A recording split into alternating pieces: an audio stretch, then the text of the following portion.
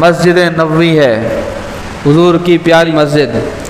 نبی پاک صلی اللہ تعالی علیہ وآلہ وسلم ممبر پاک پر بیٹھ کر صحابہ کو خطبہ دیا کرتے تھے، اور وہ لکڑی کا ممبر ایک خاتون نے حضور کو بھیجا تھا کہ حضور آج کے بعد آپ اس پر بیٹھ کر لوگوں کو خطبہ دیا کریں۔ اب جناب والا حضور ممبر پر بیٹھے، خطبہ ارشاد فرمانے لگے۔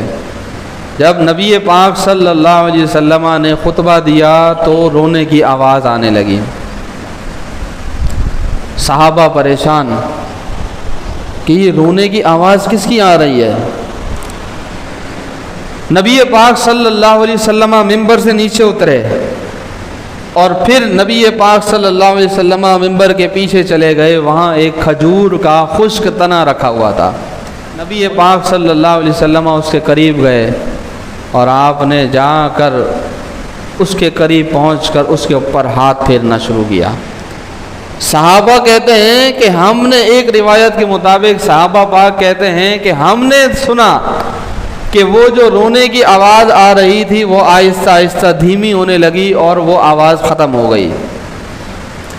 دوسری روایت کے لفظ ہیں، صحابہ پاک کہتے ہیں کہ ہم نے دیکھا کہ جب حضور صلی اللہ علیہ وسلم اس کھجور کے تنے کے پاس گئے تو آپ نے اسے اپنی باہوں میں لے لیا، جیسے ایک ماں ایک بچے کو چپ کراتی ہے اور اس کو سینے سے لگاتی ہے۔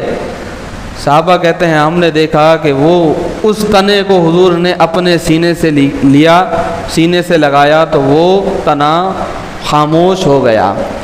پھر نبی پاک صلی اللہ علیہ وسلم واپس ممبر پر آئے۔ اب ذرا توجہ کیجئے گا جو میں باتیں کرنے جا رہا ہوں۔ حضور ممبر پہ تشریف لائے، صحابہ پاک نے پوچھا یا رسول اللہ یہ رونے کی آواز کیا تھی، اور یہ رونے کی آواز ختم کیسے ہو گئی؟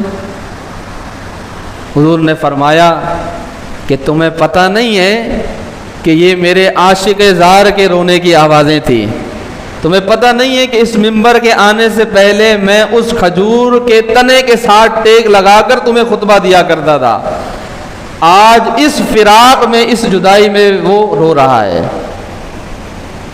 اور وہ یوں رو رہا ہے کہ حضور پہلے میں آپ کے جسم پاک کے بوسے لیا کرتا تھا، اب میں دور ہو گیا ہوں، اس محبت کی وجہ سے وہ رو رہا ہے۔